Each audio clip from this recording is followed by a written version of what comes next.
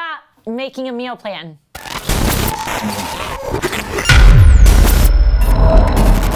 Hey, Coach Ashley here at the Critical Binge Compound, and here is things that bother me today.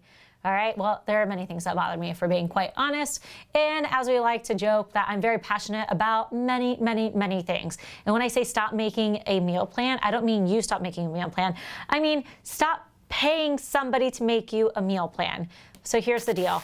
I have a background in bodybuilding, and unless you are bodybuilding and you are prepping very specifically for something very specific, example, a bodybuilding show, should you follow a meal plan that somebody else has written for you? Now, this is outside of the realm of the dietetic industry. They are medical professionals who do have to write meal plans for people who are suffering from diabetes, from heart conditions, et cetera, et cetera, et cetera. If you do not have any medical conditions that are requiring you to follow a meal plan from a dietitian, a registered dietitian, that's excluded from this conversation. This conversation is that fitness influencer that posted her awesome before and her after was leading into a show before she stepped on stage. She got off stage and said, hey, I'm gonna take you from this before, 18 weeks before I stepped on stage, and I'm gonna give you this after, and they sold you. Because guess what? They just played you on your desire. Oh my God, how did she, what? I'm giving her my money.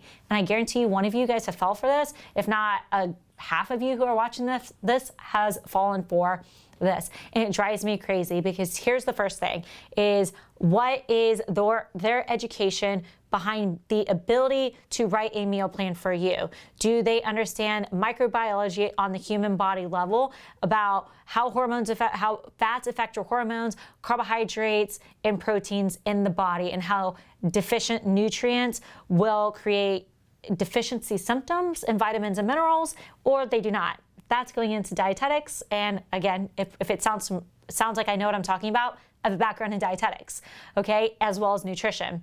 And the reason I chose to educate myself on that is because of this specific rant, that people are taking before and afters and they're playing on your emotions and they're saying, hey, pay me this amount of money and I'm gonna get you there. They're not taking into account your health, your future health, your lifestyle, just your future in general, and the long-term longevity of success. It's a short-term success that's slapped on a picture and says, I'm gonna give you this. And sure, maybe they help you lose weight, and you get there and you followed this regimented meal plan. You measured your 4 ounces of chicken, you did your 1/4 of a cup of rice, you counted out 20 almonds, and that was it. And you ate it and you did good, and you measured your oatmeal and your eggs and this and that. If that sounds familiar, very similar to my bodybuilding diet, that's where I'm pulling it from. Again, specifically for a bodybuilding show, you prep 18 weeks to step on stage for 5 minutes. I got 4 quarter turns and I said, see you tonight. All right, so here's the deal.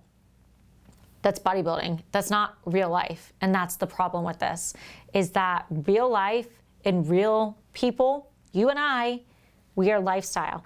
We are families. We have children.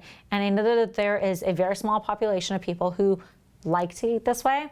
I know a few of them who choose to wake up and eat like this every day. But I'm going to tell you right now, that population is so incredibly small. And I guarantee you, you're not a part of that percentage that wants to wake up and eat chicken and rice and veggies for every single meal. When I coach people in diet and nutrition, it's lifestyle driven. Majority of the people who come to me, they say, hey, Ash, I need to lose weight. Can you help me with diet and nutrition? Yes, absolutely. And the next thing they say, can you write me a meal plan? And I say, absolutely not. Because if I write you a meal plan, what happens after that meal plan? What happens to the 40 years you've been eating this every single day, and those habits and that lifestyle that you've created? Do you just change all of that once you hit your goals, or do you revert back to what is familiar in your habits? Do you see where I'm going with this? So if I have somebody come to me and they say, I really need to lose weight. Okay, great. I just want to see what you're doing. Literally, I'm not going to do anything for you. I want you to track your food for me for a week. That's it. Track your food for me for a week. Guaranteed you're probably under eating. Majority of the people are under eating. And I'll give a range between anywhere from 1,100 I've seen to men, maybe 1,800, which is severely under eating for a male, unless they're like 5 foot nothing. And they're in this range. And then I figure out where they should be. right? So I use a specific formula. You can talk to any professional you know that you trust that has the education and the background to do this, and I figure out where they should be. Guess what? I can't take you from 1,200 calories to 2,400 calories and expect that to happen. One, it's unrealistic. But two, your body's just gonna go haywire. So you have to meet yourself where you are. You're at 1,200. Okay, we need to get you up to say 2,100. How do we do that? Slowly. How do you eat a cake? Piece by piece, right? Slowly, bite by bite, right? So yes, do I ask people to track their food for a few weeks just so they understand portion control? Absolutely. Do I tell people to start cutting things out of their diet? Absolutely not. Because guess what? Diet includes mental health. Health includes mental health, physical health, all of that stuff. And if I were to sit here and tell you, don't have wine on Friday night with your husband when you go to dinner, that's me being a poor coach. That's not me being understanding to your lifestyle. And that's setting unrealistic expectations that you will be able to live the rest of your life going out to Friday night dinner with your husband and not having a glass of wine. Like, that sounds miserable. Literally. So why do we tell people to stop doing this? Instead of telling people to stop doing things, maybe we come down to a human level. And what I typically do is I just look at breakfast.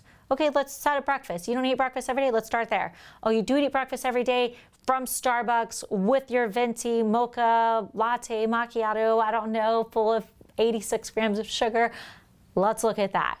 And whenever you put things down in front of people and you actually show them what it looks like, that's that 1 week of tracking, it's an aha moment. They're like, oh, they automatically know right away where they can fix a few things, right? Okay, well, maybe I'm not gonna get a venti here. Maybe I'm gonna sub this for that, and I'm gonna maybe change this a little bit because nobody needs 86 grams of sugar first thing in the morning. And instead of doing that, I'm gonna start making my breakfast at home because it takes 5 minutes. Start now, correct that restrictive mindset, start small in your goals. Stop paying people to give you a meal plan because it's literally not setting you up for success. It's short-term success. They sold you a before and after picture. I guarantee you they do not constantly look like that after picture. I promise you they don't look like that after picture all the time. Don't fall for somebody's highlight reel, and start small. Find somebody who's gonna educate you on diet and nutrition and how to be successful long-term so it feeds into your family line, whether you have a family or not, significant other, whatever it might be. And those small changes lead to large results. Maybe you agree, let me know. Maybe you disagree, definitely let me know. I would love to have a conversation about this. Maybe following a meal plan works for you. You've done it for 20 years. You're like the 1%er. I'm gonna tell you right now, you're a 1%er. Congratulations, that's freaking awesome. But yeah, let me know how you feel. What do you think about this? Do you agree? Do you disagree? Drop a comment below, let me know.